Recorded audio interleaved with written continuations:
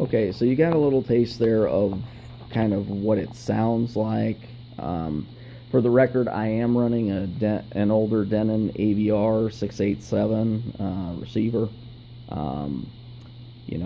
By today's standards, it's kind of outdated, but can't beat free, as the saying goes. So, anyways, that's what I hooked it up to. I think I'm running about +5 on the decibel rating there, and I had the sub cranked up probably about 80 to 85% on the gain. So you are going to run the subwoofer, fairly high on the gain if you're trying to truly reproduce that high-end sound.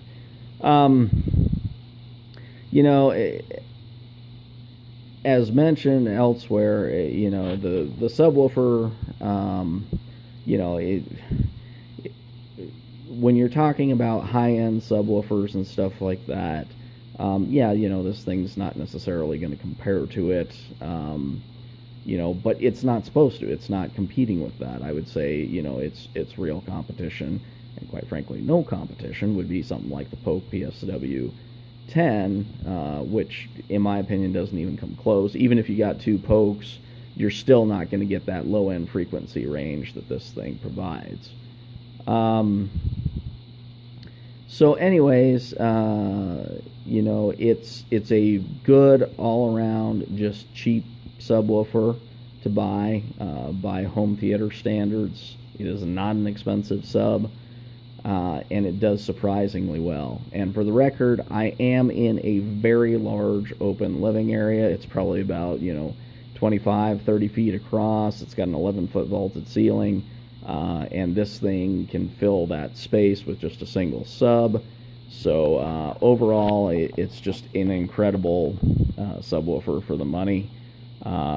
Dayton Audio or Parts Express, will double pack it. It comes in a double layered box with lots of padding, so it ships very well. As something else that was really interesting, folks who have actually taken apart this sub have found that the craftsmanship and the build quality for the budget to be incredible.